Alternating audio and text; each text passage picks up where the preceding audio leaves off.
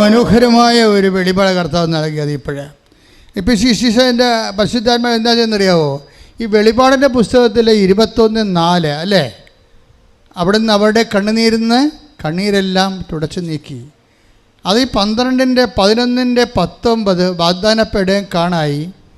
പിന്നെ എന്താ സംഭവിക്കണത്? കണ്ണീരെല്ലാം തുടച്ചു നീക്കി. അതിൻ്റെ മുന്നാസ്വാദനമാണ് ഭൂമി സംഭവിച്ചത്. എന്താണ്?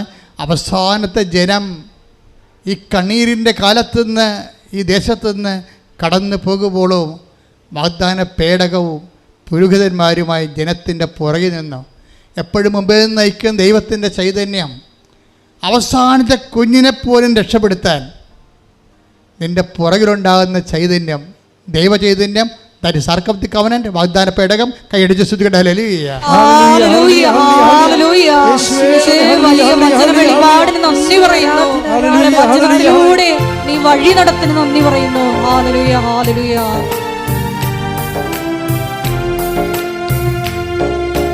ക്ലേശകാലത്ത് കൂടാതെ എന്റെ പ്രിയനെ മറയ്ക്കും. അല്പകാലം കഴിഞ്ഞ് ഉയർന്നതാം പാറമേ എന്നെ അവൻ കയറ്റി നിൽക്കും. അല്പകാലം കഴിഞ്ഞ് ഉയർന്നതാം പാറമേ എന്നെ അവൻ കയറ്റി നിൽക്കും. ക്ലേശകാലത്ത് കൂടാതെ എന്റെ പ്രിയനെന്നെ മറയ്ക്കും. അല്പകാലം കഴിഞ്ഞ് ഉയർന്നതാം പാറമേ എന്നെ അവൻ കയറ്റി നിൽക്കും. അല്പകാലം കഴിഞ്ഞ് ഉയർന്നതാം പാറമേ എന്നെ അവൻ കയറ്റി നിൽക്കും. നമ്മുടെ പിതാവായ എബ്രാഹാം, പിതാവായ യാക്കോബ് ഒരിക്കൽ തകർന്നു പോയപ്പോൾ, തൻ്റെ എളി ഒടിഞ്ഞപ്പോൾ അപ്പായെ കെട്ടിപ്പിടിച്ചോട്ട് പറഞ്ഞൊരു വാക്കുണ്ട്: അപ്പാ, ഞാൻ അറിയാൻ പാടില്ലാതെയാണ് ഈ രാത്രി മുഴുവനും ബൾബൾപ്പെടുത്തി നടത്തിയത്. ഇപ്പോഴെനിക്ക് മനസ്സിലായി, എനിക്കൊന്നേ പറയാനുള്ളൂ, എന്നെ അനുഗ്രഹിക്കാതെ നിന്നെ ഞാൻ വിടത്തില്ല. അവസാനത്തെ കുഞ്ഞിനെ വരെ അനുഗ്രഹിച്ചതിന് ശേഷമാണ് വാഗ്ദാന പേടകം രൂപമേക്കേറ്റ് സ്വർഗത്തിലെ സംപൂജ്യമായ സ്ഥാനത്ത് വിരാജിക്കണത്. ഇത് ബൈബിൾ ചെയ്യുക ടുണ്ണ് ചെയ്തതാണ്. വെച്ചാൽ നമുക്ക് ബൈബിൾ പറയാതെ പറയുന്ന വാക്കെന്താണ്? കണ്ണീരെല്ലാം തുടച്ചു നീക്കി, ഇനി മരണമില്ലെന്ന്. അത് പറയണ വാക്കിന് ആരംഭിക്കണ എവിടെയാണ്? അവസാനത്തെ കുഞ്ഞ് കടന്നു പോകുന്നവരെ വാഗ്ദാന പേടകവും പുരോഹിതന്മാരും ജോർദാനിൽ നിന്ന്, ജോർദാൻ കണ്ണീരിൻ്റെ ഒരു നദിയാണ്. ഈ കണ്ണുനീര്, എൻ്റെ ദൈവപൈതലേ, നിനക്ക് കണ്ണീരുണ്ടെങ്കിൽ നിന്റെ മുമ്പിലും പിമ്പിലും കർത്താവിന്റെ സാന്നിധ്യമുണ്ട്. കൈയടിച്ച് സ്തുതിക്കട്ടെ.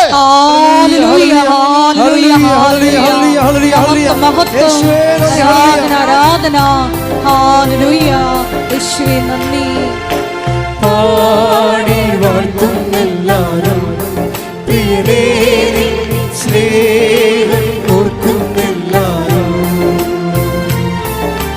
പാടി വാഴ്ത്തുന്നെല്ലാരും പ്രിയനേ, സ്നേഹം ഓർക്കുന്നെല്ലാരും.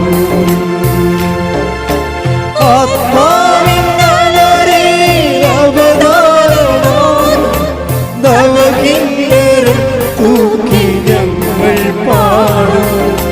ലോകമായ പാപിലോരെ പുഴയോരം കണ്ണിൽ സ്തുതി പാടും. പാടി വാഴ്ത്തുന്നെല്ലാരും പ്രിയനേ, സ്നേഹം ഓർക്കുന്നെല്ലാരും. പാടി വാഴ്ത്തുന്നെല്ലാരും പ്രിയനേ, സ്നേഹം ഓർക്കുന്നെല്ലാരും. നമ്മുടെ സാധാരണ പ്രാർത്ഥനയും ഉടമ്പടിയും തമ്മിലുള്ള വ്യത്യാസം അതാണ്. ഉടമ്പടി ബേസ് ചെയ്തിരിക്കുന്ന വാഗ്ദാന പേടകത്തെയാണ്. ദൈവത്തിൻ്റെ സാന്നിധ്യവും സംവിധാനവുമാണ് വാഗ്ദാന പേടകവും. അതിൻ്റെ ലക്ഷ്യമെന്ന് പറയണത് ഏത് ജാതിയായാലും ഏത് മതമായാലും അവസാനത്തെ കുഞ്ഞ് രക്ഷപ്പെടുന്നവരെ നിൻ്റെ പിറകിലെ സാന്നിധ്യമായി. അത് ദൈവത്തെ ആരെല്ലാം സത്യസന്ധമായി അനുഭവിച്ചിട്ടുണ്ടോ അവിടെ അനുഭവമാണത്. എന്താണ്? അവസാനത്തെ നമ്മുടെ പിന്നിൽ നമുക്ക് ആശ്രയമില്ലാത്ത സ്ഥലമാണ്, അവലംബമില്ലാത്ത സ്ഥലമാണ്, നമുക്ക് പിന്തുണയില്ലാത്ത സ്ഥലമാണ്. നമ്മുടെ പിന്നെങ്കിൽ അവിടെ നിനക്ക് വേണ്ടി സന്ധിക്കാൻ നിൽക്കണം നിന്റെ ദൈവമാണ്. ശ്രദ്ധിക്കട്ടെ. ഹല്ലേലൂയ, ഹല്ലേലൂയ, ഹല്ലേലൂയ, ഹല്ലേലൂയ, ഹല്ലേലൂയ. ആരാധന, മഹത്വം, മഹത്വം. പാടി വാഴ്ത്തുന്നെല്ലാരും പ്രിയരേ, സ്നേഹം ഓർക്കുന്നെല്ലാരും. പാടി വാഴ്ത്തുന്നെല്ലാരും പ്രിയരേ, സ്നേഹം ഓർക്കുന്നെല്ലാരും. ആത്മാവിനാലേ അവതാരമാകും നവകിന്നരം തൂക്കി ഞങ്ങൾ പാടും. ലോകമാകും പാപിയോരെ മിഴിനീരിൻ പുഴയോരം തന്നിൽ സ്തുതി പാടും. പരിശുദ്ധ പരമദിവ്യകാരുണ്യത്തിന് എന്നേരവും ആരാധനയും സ്തുതിയും പുകഴ്ചയും ഉണ്ടായിരിക്കട്ടെ. അപ്പം നിന്റെ കണ്ണുനീര് തുടച്ച് മാറ്റുന്നത് വരെ നിന്റെ മുൻപിലും പിന്നിലും നിന്നുകൊണ്ട് വിടാതെ നിന്നെ കാക്കുന്ന ചൈതന്യമാണ് ഉടമ്പടിയുടെ ചൈതന്യം. അതുകൊണ്ടാണ് നീ അതിനോട് വിശ്വസ്തത കാണിക്കണമെന്ന് ഞാൻ എപ്പോഴും പറയുന്നത്. ഐസയ 30:21 നേരത്തെ വായിച്ചു. പിന്നിൽ നിന്നൊരു സ്ഥലം കേൾക്കും. എല്ലാവരുടെയും അനുഭവം പിമ്പിലുള്ള സാന്നിധ്യമാണെങ്കിൽ നമുക്ക് സൈന്യത്തിന് സപ്പോർട്ടും പിന്തുണയും സംരക്ഷണവും ഇല്ലാത്ത ഇടങ്ങളിൽ കൂടി നമ്മളെ സഹായിക്കാൻ നമ്മുടെ ദൈവമേ ഉണ്ടാകത്തുള്ളൂ. അതുകൊണ്ടാണ് ദാവീദ് പറയണത് എന്താണ്?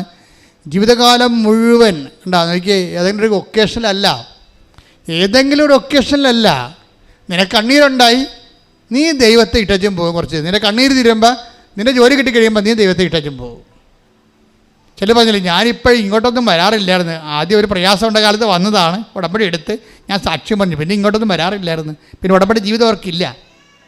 നിങ്ങൾക്ക് ഉടമ്പടി കാലത്ത് നിൻ്റെ സാക്ഷ്യം പറഞ്ഞാൽ പിന്നെ ഉടമ്പടി ജീവിതം ഉണ്ടാകത്തില്ലെന്ന് ദൈവത്തിനറിയാം.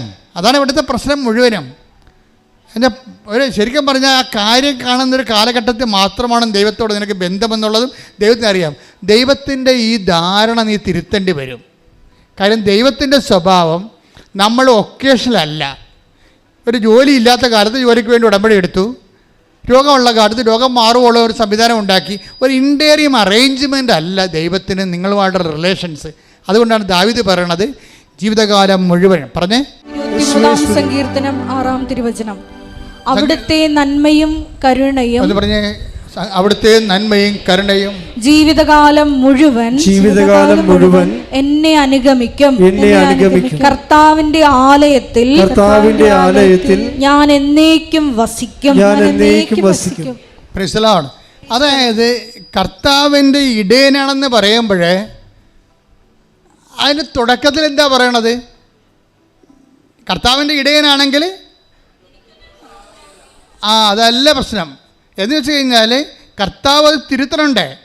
കർത്താവിൻ്റെ ഇടയനാണെന്ന് പറയുമ്പോൾ ഞാൻ എൻ്റെ ആടുകൾക്ക് മുമ്പേ നടത്തും. അല്ലേ? 10:4 തനിക്കുള്ളതിനെയെല്ലാം പുറത്തിറക്കിയിട്ട് അവൻ അവയ്ക്ക് മുമ്പേ നടക്കുന്നു. Praise the Lord. അപ്പം അവിടെ ഉടമ്പടിയുടെ ഒരു ചൈതന്യം എന്ന് പറയണത് മുമ്പിലും പുറകിലും എല്ലാ സ്ഥലങ്ങളും നമ്മൾ സന്ധിക്കണം ദൈവം. എന്താണ് ഉടമ്പടി എന്ന് പറയാൻ കാരണം വെച്ച് കഴിഞ്ഞാൽ ഈ ബാക്കിലൂടെ വരുന്ന രണ്ട് കക്ഷികളുണ്ട്. എന്താണ്? ഇപ്പം ഇടയൻ, കർത്താവിൻ്റെ ഇടയനാണെന്ന് പറയുമ്പോൾ തന്നെ നമുക്കറിയാം നമ്മുടെ മുന്നിൽ നിന്ന് നയിക്കാൻ കർത്താവുണ്ട്. പിന്നെ എന്താണ്? പിന്നെ പിന്നിൽ നിൽക്കുന്ന ആരാണ്? ജീവിതകാലം മുഴുവൻ നമ്മുടെ പിന്നിൽ നിൽക്കുന്ന ആരാണ്?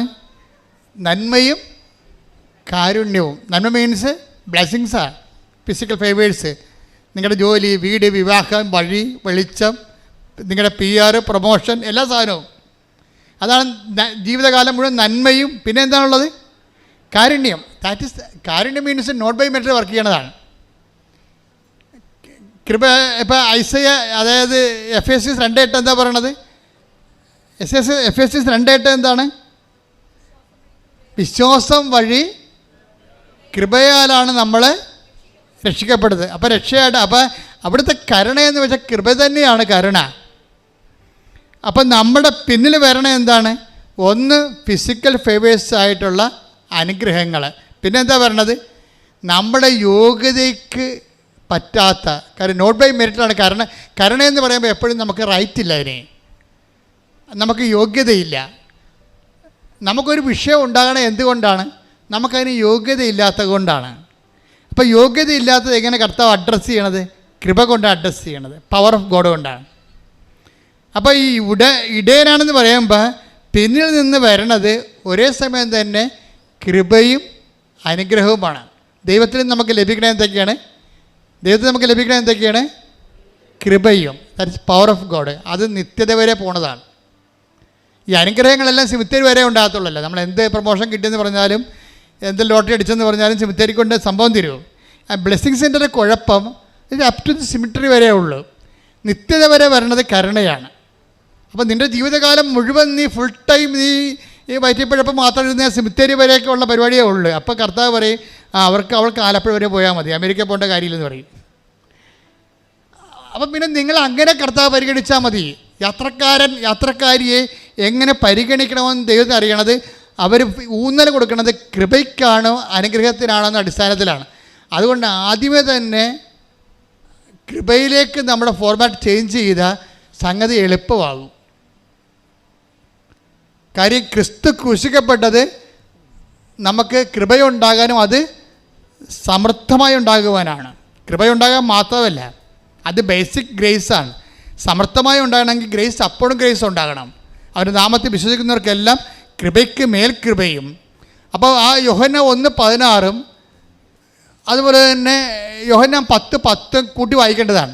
എന്നാൽ അവൻ്റെ നാമത്തിൽ അവൻ്റെ നാമത്തിൽ വിശ്വസിക്കുന്നവർക്കെല്ലാം കൃപയ്ക്ക് മേൽ കൃപ ലഭിച്ചിരിക്കുന്നു.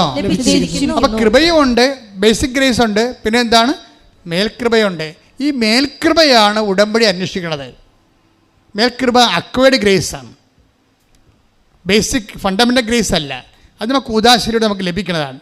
ഈ കൂദാശയിലൂടെ ലഭിക്കുന്നത് അതിൽ നിലനിൽക്കണമെന്നുണ്ടെങ്കിൽ അക്വയർഡ് ഗ്രേസ്, ആർജിത കൃപ വേണം. ആർജിത കൃപയാണ് ബൈബിൾ ഉന്നം വെക്കണത്. ആ ആർജിത കൃപയാണ് ബൈബിൾ ഉന്നം വെക്കണതെന്ന് ഉദ്ദേശിച്ചുകൊണ്ടാണ് കർത്താവ് പറയണത്. എന്താ പറയണത്? അവൻ്റെ നാമത്തിൽ വിശ്വസിക്കുന്നവർക്ക് അല്ല, ഞാൻ വന്നിരിക്കുന്നത് എന്ന് പറഞ്ഞ്, ഞാൻ വന്നിരിക്കുന്നത് അവർക്ക് ജീവൻ ഉണ്ടാകുവാനും അത് സമൃദ്ധമായി ഉണ്ടാകുവാനും. അപ്പൊ സമൃദ്ധമായ ഒരു കൃപയെക്കുറിച്ച് ഈശോ സ്വപ്നം കാണുന്നുണ്ട്. ഒരു കേവല കൃപയും ഉണ്ട്. ഈ കേവല കൃപയും മീഡിയം കൃപയും സമൃദ്ധമായ കൃപയും എന്തിനാണെന്ന് ചോദിച്ചു കഴിഞ്ഞാൽ നമ്മുടെ നിത്യതയിൽ ഈ ഗ്രഡേഷൻസ് വരുന്നുണ്ട്. ചില പുനരുദ്ധാനം ചെയ്ത ആത്മാക്കൾ, ചിലർ സൂര്യനെ പോലെ ഇരിക്കും, സമൃദ്ധമായ കൃപയാണ്. ചില ചന്ദ്രനെ പോലെ ഇരിക്കും, ചിലത് നക്ഷത്രങ്ങളെ പോലെ ഇരിക്കട്ടെ. ഒന്നുകൂടെ 15:41 സൂര്യന്റെ തേജസ് ഒന്ന് പറഞ്ഞേ. സൂര്യന്റെ തേജസ് ഒന്ന്, ചന്ദ്രന്റേത് മറ്റൊന്ന്, നക്ഷത്രങ്ങളുടേത് വേറൊന്ന്, നക്ഷത്രങ്ങൾ തമ്മിലും തേജസ്സിന് വ്യത്യാസമുണ്ട്. ഇപ്രകാരം തന്നെയാണ് മരിച്ചവരുടെ പുനരുദ്ധാനവും. അപ്പൊ മരിച്ചവരുടെ പുനരുദ്ധാനം എന്ന് പറയുമ്പോൾ തന്നെ ആത്മാക്കൾ നേടിയെടുത്തിരിക്കുന്ന കൃപയ്ക്ക് ആനുപാതികമായിട്ട് സൂര്യകൃപയുണ്ട്, ചന്ദ്രകൃപയുണ്ട്. എന്നുവെച്ചാൽ ദൈവത്തെ ആസ്വദിച്ച് ആനന്ദിക്കുന്ന ആനുപാതികം ഗ്രഡേഷനായിട്ടിരിക്കുകയാണ്. അതുകൊണ്ട് തന്നെയാണ് നമ്മൾ എത്ര അധ്വാനിച്ചാലും നമുക്ക് നഷ്ടമില്ല. ചില മൊണ്ണകളെന്ന് പറയുന്നത് വിചാരിക്കുന്നത് 4 പെണ്ണും പിടിച്ച് 5 ഡൈവേഴ്സ് ചെയ്താൽ 10 അബോർഷനായിട്ട് ജീവിച്ചാലും മതി, അവസാനം അച്ഛനെ വിടുന്ന കുമ്പസാരിച്ചിട്ട് ചത്തുപോയാലും സ്വർഗം കിട്ടുമെന്നാണ്. ഞൊട്ടേണ്ടി വരും. കാര്യം മനസ്സിലാക്കണം. നിങ്ങൾ ആണ്ടിലെങ്കിലും കുമ്പസാരിക്കാൻ വേണ്ടി പറഞ്ഞ എൻ്റെ അനുഭവമാണ് ഇപ്പോൾ ജനത്തിൻ്റെ അനുഭവിക്കുന്ന ആധ്യാത്മിക ദാരിദ്ര്യം. ഉടമ്പടി സമ്മതിക്കത്തില്ലത്. ഉടമ്പടി പേര് നിങ്ങൾ എപ്പോഴും വിശുദ്ധിയിൽ ജീവിക്കണം. എന്താ കാരണം വെച്ചാൽ 2 ആഴ്ചയിൽ ഒരിക്കലും നിങ്ങൾ കുമ്പസാരിച്ചിരിക്കണം. എന്തിനാണ് കുമ്പസാരിക്കണേ? പ്രത്യാശ എന്ന പുണ്യവും കൺഫെഷനുമായിട്ടാണ് ബന്ധപ്പെട്ടിരിക്കുന്നത്. വിശ്വാസത്തിൻ്റെ അടുത്ത നടപടി എന്താണ്? പ്രത്യാശ. നമ്മളിൽ ആരാണ് പ്രത്യാശിക്കണത്? നമ്മൾ പ്രത്യാശിക്കണത് എന്തിലാണ്? അവൻ്റെ വരവിനെക്കുറിച്ച് പ്രത്യാശിക്കുകയാണ്. അവൻ്റെ വരവിനെ കുറിച്ച് പ്രത്യാശിക്കുന്നവർക്ക് എന്താണുള്ളത്? അവർ ഒരുങ്ങിയിരിക്കും. കർത്താവ് 17 പ്രാവശ്യം പറഞ്ഞില്ലേ, ഒരുങ്ങിയിരിക്കുവിൻ, തയ്യാറായിരിക്കുവിൻ, ജാഗരൂകരായിരിക്കുവിൻ. 17 പ്രാവശ്യമാണ് യോഹന്നാന്റെ സുവിശേഷത്തിൽ പറഞ്ഞിരിക്കുന്നത്. ഈ പ്രത്യാശ എന്ന് പറയുമ്പോഴേ നമ്മൾക്കുള്ള പ്രത്യാശയുടെ ഭാഗമായിട്ട്, പ്രത്യാശ എന്ന് പറഞ്ഞിട്ട് ഈ വരാത്ത വണ്ടിയും കാത്തിരിക്കണ പോലെയുള്ള വാട്ടം നോക്കിയിരിക്കുന്ന ഇപ്പമല്ല. വിശുദ്ധിയെ ജീവിക്കുന്നവരാണ് പ്രത്യാശ ജീവിക്കണത്. വിശുദ്ധിയും പ്രത്യാശയും നമ്മളെ ബന്ധപ്പെട്ടിരിക്കുന്നത്. എന്താണ് നിങ്ങൾ പ്രത്യാശിക്കണത്? കർത്താവിൻ്റെ വരവ്, നിത്യതയാണ് പ്രത്യാശിക്കണത്. അതിന് നമ്മളെന്ത് ചെയ്യണം? നമ്മൾ വിശുദ്ധരായി എൻ്റെ മുമ്പിൽ കവനൻ്റെ ഉടമ്പടി എടുക്കുന്നവരെ നിങ്ങൾ എൻ്റെ മുമ്പിൽ വ്യാപരിക്കണം. പിന്നെ കുറ്റമറ്റവരായിരിക്കണം. കുറ്റമറ്റവരായിരുന്നാൽ മാത്രം പോരാ. അത് കർത്താവിനെ കാണാത്ത, പരിശുദ്ധ അമ്മയെ കാണാത്ത എബ്രാഹത്തിൻ്റെ ഭർത്താവൻ എബ്രാഹത്തിനോട് അങ്ങനെ പറഞ്ഞാലേ ആ വേദപാഠം വിലപ്പോകത്തുള്ളൂ. ഇപ്പോൾ കർത്താവ് നിൻ്റെ പാപത്തിന് പരിഹാരം ചെയ്തിരിക്കുകയും അവൻ്റെ നാമത്തിൽ കൃപ ഉൽപ്പാദിപ്പിക്കുകയും ചെയ്തപ്പോൾ ദൈവത്തിൻ്റെ മുമ്പിൽ ഇക്കാലത്ത് വ്യാപരിക്കണമെങ്കിൽ കുറ്റമറ്റവനായിരുന്നാൽ പോരാ, കൃപ നിറഞ്ഞവളായിരിക്കണം, കൃപ നിറഞ്ഞവരായിരിക്കണം. കൈയടിച്ച് ശ്രദ്ധിക്കട്ടെ.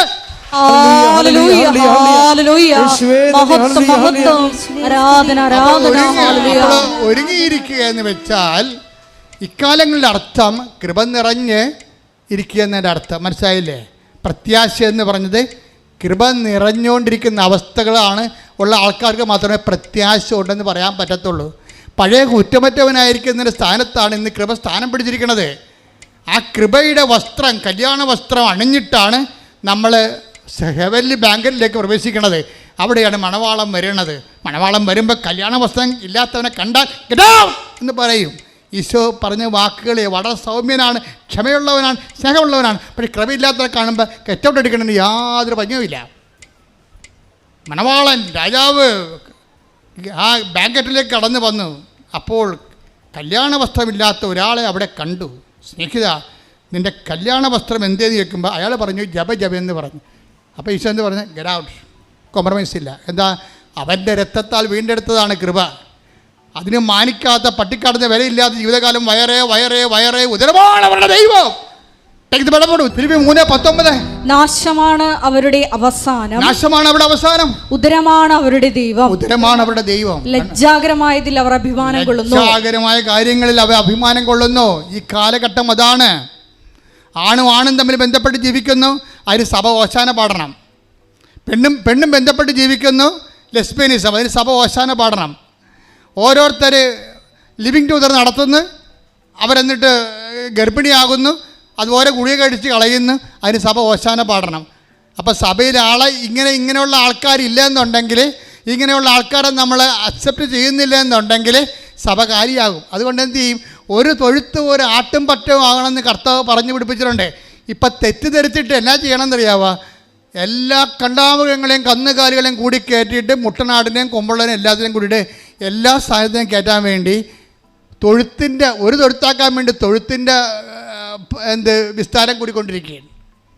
ഇതാണിപ്പോൾ സഭയിൽ സംഭവിക്കണത്. അത് എല്ലാത്തിനോടും ഓശാന പാടിക്കൊണ്ട് എല്ലാ തിന്മകളെ അകത്ത് സംഭവിച്ചിട്ട് എല്ലാവരും അകത്ത് കയറ്റാൻ വേണ്ടി ഒരു തൊഴുത്താക്കാൻ വേണ്ടി തൊഴുത്തിൻ്റെ വീതി കൂട്ടിക്കൊണ്ടിരിക്കുകയാണ്. This is non sense.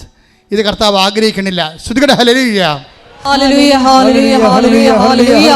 യേശുവേ, ശക്തികൾക്കെതിരായി ആത്മീയ ആയുധങ്ങൾ ഉപയോഗിച്ച് പൊരുതുവാൻ ഈ ആരാധനയിലൂടെ ഞങ്ങൾ അഭിഷേകം ചെയ്യണമേ. Hallelujah, hallelujah. മഹത്വം, മഹത്വം.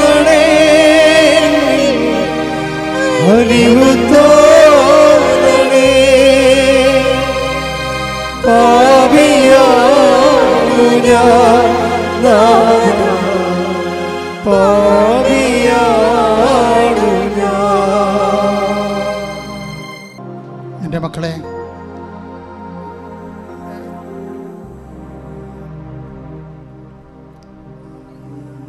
വിശുദ്ധിയിലേക്ക് ആണ് നമ്മൾ വിളിക്കപ്പെട്ടിരിക്കുന്നതിന് പാഷാന്തം നൽകിക്കൊണ്ട് കർത്താവിൻ്റെ വീണ്ടെടുപ്പ് കൃപയിലേക്കാണ് നമ്മൾ വിളിക്കപ്പെട്ടിരിക്കുന്നതെന്നുള്ള ദിശാബോധം നൽകുന്ന ഉടമ്പടി നമുക്ക് മുമ്പിലും പിമ്പിലും അവൻ്റെ സാന്നിധ്യം ഉറപ്പുവരുത്തിക്കൊണ്ട് കണ്ണീരിൻ്റെ ജോർദാൻ കടക്കുന്നവരെ നിത്യത വരെ വാഗ്ദാന പേടകമായ ദൈവത്തിൻ്റെ സാന്നിധ്യം ഉറപ്പുവരുത്തുന്ന ഉടമ്പടിയുടെ ഭാഗമാകാൻ കഴിഞ്ഞതിലെ കർത്താവിന് നന്ദി പറഞ്ഞുകൊണ്ട് സ്തുതിക്കട്ടെ, സ്തുതിക്കട്ടെ. ഹല്ലേലൂയ, ഹല്ലേലൂയ, ഹല്ലേലൂയ, ഹല്ലേലൂയ, ഹല്ലേലൂയ. യേശുവേ നന്ദി, യേശുവേ ആരാധന, മഹത്വം, മഹത്വം, ആരാധന, ആരാധന. ഹല്ലേലൂയ, ഹല്ലേലൂയ, ഹല്ലേലൂയ.